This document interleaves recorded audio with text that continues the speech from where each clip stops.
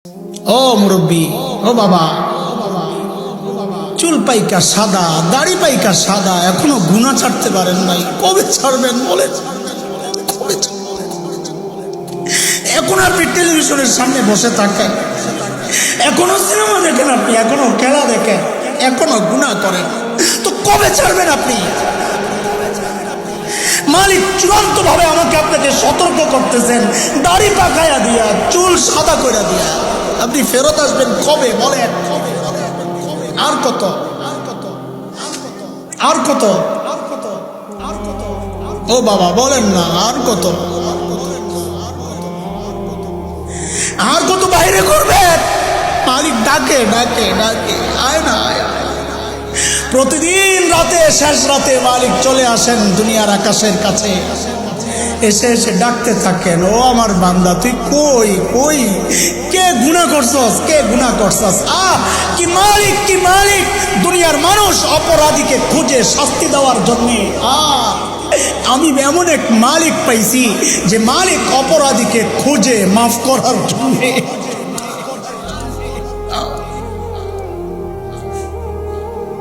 প্রতিদিন ডাকতে থাকেন, আলা মিন মুস্তাগফিরিন ফাগফির আলা, আয় আয়, কে গুনাহ করছস, আমি মাফ করতে আসছি, আয়।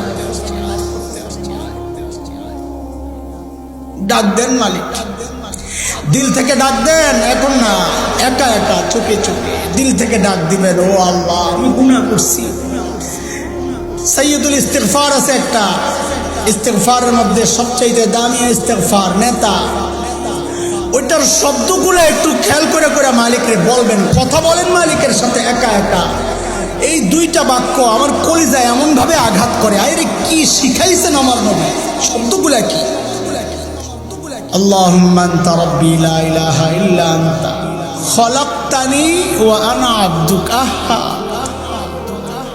বাচ্চারা মা বাবার সাথে অভিমান করে বলে, এমন করো কেন আমার সাথে, আমার কি পালক আনছো, আমি কি পালক সন্তান, এমন করো কেন আমার সাথে, আমারে তো তুমি জন্ম দিছো, বলে না বাচ্চারা, অভিমান করে। নবী যেন ওই অভিমানী শব্দ আল্লাহর সাথে বলার জন্য শিখায়া দিচ্ছেন, খলাকতানি ওয়া আনা আবদুক, আমারে বানাইছো তুমি, আমি তোমার বান্দা, আমারে তাড়ায়া দিলে আমি যাবো কই?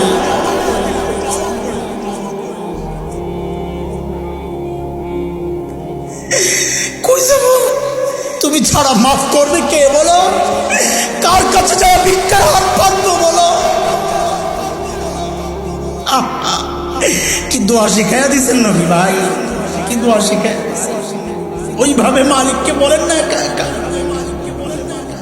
তুমি আমার রব, আনতা রব্বি, আনতা রব্বি, আর কেউ না। পাপ করছি তো তোমারই করছি, নাফরমানি করছি তো তোমারই করছি, আর কারো করি নাই। বানাইছো তুমি, এখন আমি যাবো কই? করে ফেলছি, এখন যাবো কই বলো? কি সুন্দর কথা।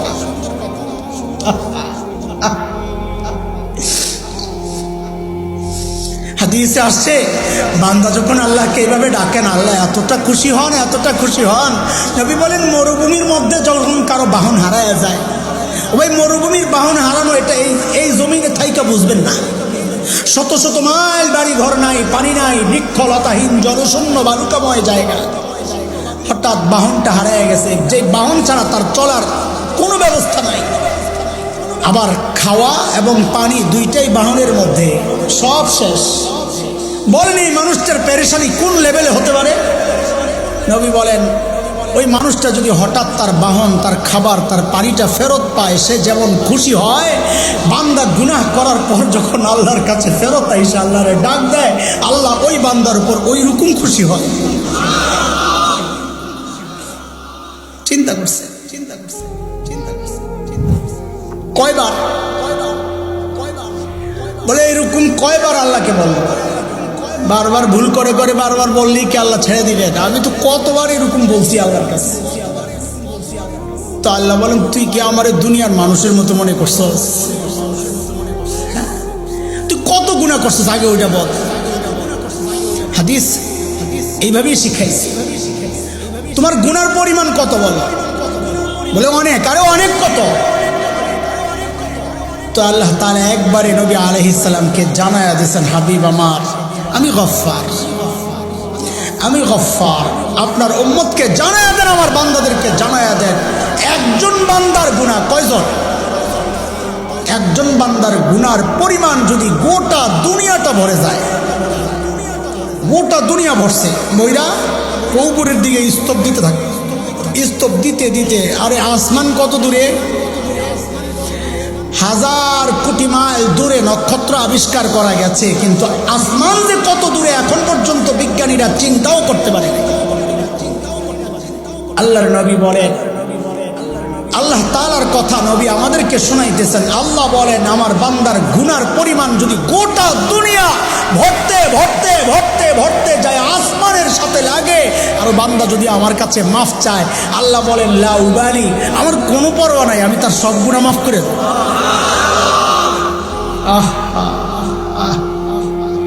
মনে মনে ভাবতেছেন না, গুনাহ করলাম 60-70 বছর, একবারে মাফ করে দিব আল্লাহ তাআলা। আচ্ছা, এটা পরে বলতেছে, আগে শয়তানের সাথে আল্লাহর একটা কথোপকথন আপনাদেরকে শোনাই। আজীব কথা, কোরআনে শব্দ একরকম, হাদিসে ব্যাখ্যায় ঢংটা আরেক রকম ভাবে আমাদেরকে শোনাইছেন। কোরআনে সূরা আরাফ আয়াত 16, বিভিন্ন সূরায় আসছে এই শয়তান আল্লাহকে হুমকি দিয়েছে। قال فبما أغويتني لأقعدن لهم صراطك المستقيم। সহজ অর্থ, আল্লাহ আমি আপনার বান্দাদেরকে গোমরাহ করতেই থাকবো, করতেই থাকবো, করতেই থাকবো, করতেই থাকবো। তো হাদিসে আল্লাহর জবাবের ঢংটা এভাবে শোনানো হয়েছে। আল্লাহ শয়তানকে জিজ্ঞেস করতেছেন, আয় শয়তান, কি বললি তুই, কি বললি? বলে আপনার বান্দাকে আমি গোমরাহ করতেই থাকবো, করতেই থাকবো, করতেই থাকবো। তা আল্লাহ জিজ্ঞেস করতেছেন, তোর কথা কি শেষ না আরো কিছু বলবি? তোর কথা কি শেষ? শয়তান বলে, হ্যাঁ আমার কথা শেষ। তা আল্লাহ বলেন, এই শয়তান, তোর কথা যদি শেষ হয় তো এইবার আমারটা শোন। তোর কথা তো শেষ, তুই আমার বান্দারে গোমরাহ করতেই থাকবি, করতেই থাকবি, করতেই থাকবি, তাই না? তো এইবার আমারটা শোন। বলেন, ওই শোন, আমিও আমার বান্দারে মাফ করতেই থাকবো, করতেই থাকবো, করতেই থাকবো। আল্লাহু আকবার, আল্লাহু আকবার। এইবার আসেন যে কত মাফ করবে, এত মাফ করবে। 60 বছর গুনাহ করছি, এই মজলিস থেকে সমস্ত গুনাহ মাফ করায়া যাওয়া সম্ভব। একবার খালি মালিকরে দিল থেকে ডাক দিবেন, মালিক ভুল করছি, মালিক ভুল করছি। আল্লাহর ওয়াদা, নবীর ওয়াদা, আল্লাহ সব সাফ করে দিবেন ইনশাআল্লাহ। কিভাবে সম্ভব? তো কিভাবে সম্ভব একটু বুঝেন, একটু বুঝেন আপনারা। একটা উদাহরণ দিই, শুনেন। কম্পিউটার চালায় না বাচ্চারা, বুড়ারা তো বুঝবে না। তা আমি বললে জুয়ান যারা জানো তারা জোরে চিল্লে বলবো, হ্যাঁ ঠিক আছে কথা, তাহলে বুড়ারা বিশ্বাস করে। এক লোক এক কোম্পানিতে চাকরি করে, তার পেশা হইল খালি নাম টাইপ করা, নাম লেখা। তো এক বছরে সে 1000 কোটি নাম লেখছে, কথার কথা। কত বলেন? কয়দিনে? 1 বছরে। 50 বছর সে চাকরি করছে, তাইলে কত হাজার কোটি নাম লেখছে? আরে বলেন, 50,000 কোটি লিখতে লাগছে কয় বছর? কয় বছর? বুঝছেন কথা? এইবার কোম্পানি থেকে একটা অর্ডার আসছে। কি অর্ডার? ওই একটা নাম মুছা দাও। ওই বলাবেন কথা কই, সিস্টেম কি? ওই এক নাম ক্লিক করে ডিলেট টিপ দিলে একটা গায়েব।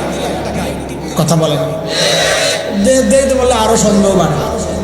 সময় মতো জি করি, 10টা নাম ডিলেট করো, অর্ডার আসছে। তো সিস্টেম কি? 10টা ক্লিক করে ডিলেট টিপ দিলে 10টা গায়েব।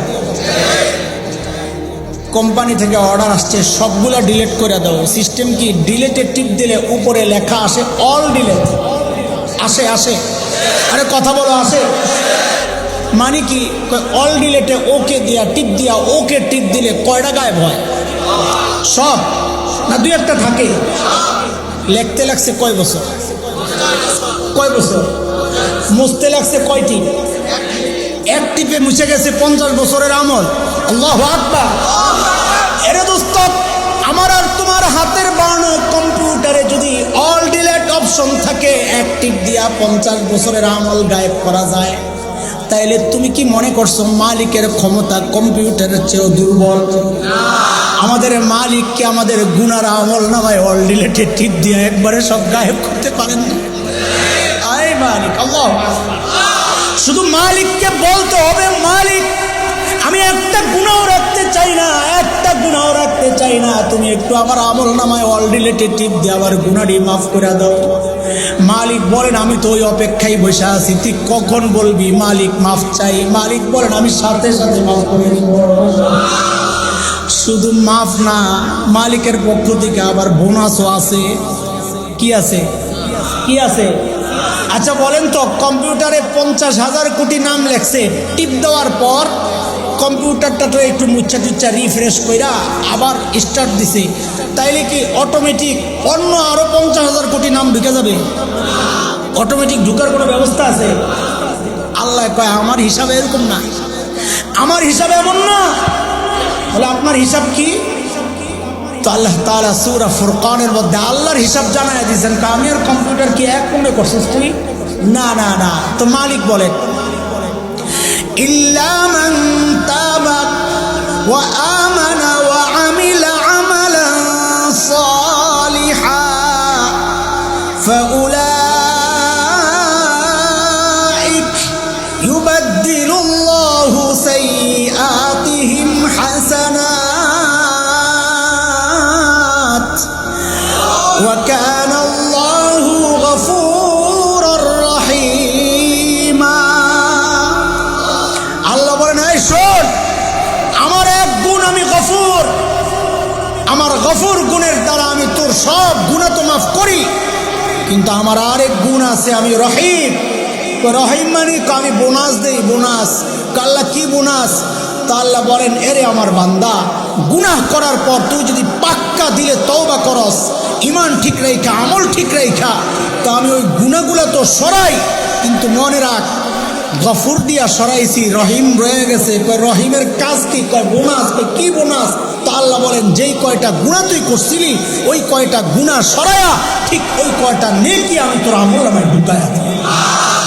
আল্লাহু আকবার। খুশি না? এত বড় নিয়ামত পাইয়া খুশি না? এই যুবক শোন বেটা, কি সুবর্ণ সুযোগ পাইয়া গেছস। আমি খুব সহজে বলি, আল্লাহর এই আয়াতের তর্জমা, ওলামায়ে কেরাম একটু হাসবে এই তর্জমা শুনলে, কি তর্জমা করবে পাবলিককে বোঝানোর জন্য, এটাই আমার কথা। সহজ তর্জমা এই আয়াতের, অপরাধী যত বড়, বলেন আমার সাথে, অফার তত বড়। বলেন তো আবার, অপরাধী যত বড়। বলে কি বললেন? এই আয়াতের তর্জমা করছে। কেমনে কি শুনে? এই যে আমাদের ইমাম সাহেব হুজুর, কথার কথা, এটা বাস্তব না, বুঝানোর জন্য বলতেছি। সারা জীবন গুনাহ করছে 100। কত?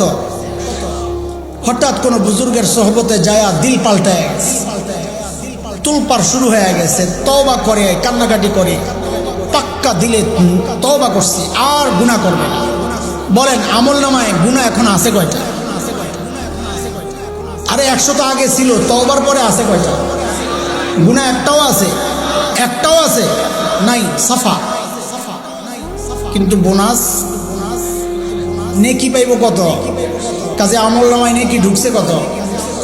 আপনাদের পুরা কাপাসিয়ার সবচেয়ে বড় অপরাধী, কাপাসিয়া আমরা পুরা গাজীপুর ধরেন, সবচেয়ে বড় অপরাধী গুনার পরিমাণ 1 লক্ষ কোটি। কথার কথা কত? আমাদের ভাই হাকিমুন নফস মুফতি মুশতাকুন নবী দামাত বারাকাতুহুল আলিয়া দিল থেকে কথা বলেন। ওই মজলিসে হুজুর একদিন ধরে চল এক মৌলবি আইছে কুমিল্লা থেকে, চেহারাও বালা না, গলাও বালা না, কথা বেটা ঠিকঠাক কয়, চল যাই কয় দেহি যায়, মোল্লার কোনো ভুল টুল ধরন যায়নি, এই নিয়তে রওনা দিছে। ওই ভাঙ্গা গলার কথাগুলা শুই নাই দিলে লাগছে, কারণ কথা যখন দিল থেকে বের হয় ওটা দিলে যায় আঘাত করে, কথা যখন গলার নাচানাচির থেকে বের হয় তো কান দিয়ে ঢুকে, কান দিয়ে ঢুকে। আল্লাহর বান্দা যায়া হজরতের বয়ান শুই না দিলের মধ্যে তোলপাড় শুরু হয়ে গেছে, হায় এত গুনাহ আমি করছি, আমার কি উপায়। এখন ওই মজলিসের মধ্যে কান্না শুরু করছেন, চোখের পানি ঝরতেছে আর দিল সাফ হইতেছে। আল্লাহু আকবার। পাক্কা দিলে তওবা করছে, ও মালিক আমার চেয়ে বড় অপরাধী দুনিয়ায় কেউ নাই, কিন্তু মালিক আমি এটাও বিশ্বাস করি তোমার গফফার ক্ষমতার কাছে আমার এই গুনাহ কোনো অস্তিত্ব থাকার কথা না। ওগো মালিক তুমি আমাকে মাফ করে দাও, আমি আর জিন্দেগিতে গুনাহ করব না, ভালো হয়ে যাব। কিছু আমলও করছে। এইবার বলেন আমল নামায় গুনাহ আসিল কয়টা? আরে 1000 কোটি, অনেক টনেক না, আমি যা বলি তাই কর। আমল নামায় গুনাহ ছিল কয়টা? 1000 কোটি। বলেন না। তওবা করার পর আছে কয়টা? একটাও নাই। এটা তো গফুর দিয়া মাইনাস, রহিমের বোনাস রয়ে গেছে। নেকি ঢুকছে কয়টা? হুজুরের ঢুকছিল কয়টা? 100 কেন হুজুর মানুষ দেখা 100 কেন? অপরাধী ছোট অফারও, অপরাধী বড় অফারও। বলেন না, অপরাধী ছোট অফারও, অপরাধী বড় অফারও।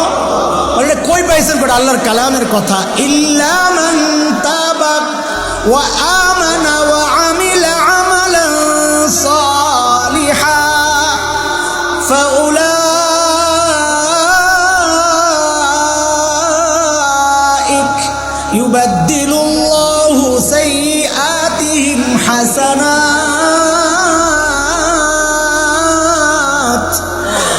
ওয়া কানা আল্লাহু গফুরার রহিমা। আল্লাহু আকবার। তুমি যত বড় অপরাধী হও না কেন দোস্ত, হিম্মত হারায়ও না, তোমার জন্য অফারও। কিন্তু অপরাধী যত বড় অফার। ও বুড়া বাবা, এখন ভাবতেছেন 60 বছর গুনাহ করছি, কেমনে মাফ হইব? অল ডিলেট অপশন আছে কি না? কাজে কোনো ভয় নাই ইনশাআল্লাহ, কাজে কোনো, খালি মালিককে ডাক দিয়ে বলেন, মালিক আমার আমল নামার অল ডিলেটে একটা টিপ দিয়া দাও। মালিককে আমি তো এই অপেক্ষায় আছি, আমি এই অপেক্ষায় করবো ইনশাআল্লাহ। আল্লাহ তাআলা বলেন ওয়াল আসর, আসরের কসমের বান্দা তোমার হায়াত বড় দামি, আমি এটাকে মূল্যবান বানিয়েছি, তুমি এটার মূল্য দিও, নাইলে হায়াত কিন্তু বরফের মতো গলতে গলতে শেষ হয়ে যাবে। মূলধন, আখিরাতের মূলধন, থাকতে থাকতে মূল্য দাও। যদি মূল্য না দাও, শুনে রাখো ইন্নাল ইনসানা লাফি খুসর, মূল্য না দিলে নিশ্চয়ই নিশ্চয়ই যে মানুষ তার হায়াতের মূল্য দিবে না, ওই মানুষ নিশ্চয়ই নিশ্চয়ই ক্ষতির মধ্যে পড়ে যাবে। ঠিক না কর? নাউজুবিল্লাহ। আমরা পড়তে চাই, পড়তে চান? বাঁচার উপায় কি? মালিক মিশন দিয়ে দিছেন, বাঁচতে হলে জানতে হবে ইল্লাল্লাযীনা আমানু, ঈমান ঠিক করো, ওয়া আমিলুস সালিহাত, আমল ঠিক করো। ঈমান ঠিক করো, আমল ঠিক করো, কয়টা হইল বলেন? আবার বলেন, ঈমান ঠিক করো, আমল ঠিক করো, কয়টা? তুমি নিজে নিজে বাইচা যাবা, তুমি তাহাজ্জুদে যাও, তুমি জামাতে যাও, তুমি তাবলীগে যাও, তুমি দ্বীনি কাজে যাও, ওয়াজ মাহফিলে যাও, অথচ তোমার বউ মার্কেটে মার্কেটে ঘুরে, সন্তান নাফরমানি করে, বলে করে কি করব কি করব, ডাক তো দাও নাই, তারও যায় বুঝাও। আল্লাহ বলেন যদি বাঁচতে চাও একা বাঁচলে হবে না, ওয়া তাওয়াসাউ বিল হাক্কি ওয়া তাওয়াসাউ বিস সবর। এটা একটু বুঝেন। শেষ কথা, কষ্ট হইতেছে বেশি। বাজে কয়টা? বসাইছেন কয়টা? এত কষ্ট কি আছে? মাত্র বাজে 11টা। আমারও না কষ্ট হইতেছে। শুনেন, লাফি খুসর, আল্লাহ বলেন হায়াতের মূল্য না দিলে অবশ্যই ক্ষতির মধ্যে পড়ে যাবে। একটা উদাহরণ বলি, আপনি ঘুমায়া ছিলেন, কেউ একজন আপনাকে পানির মধ্যে ফেলাইয়া দিচ্ছে,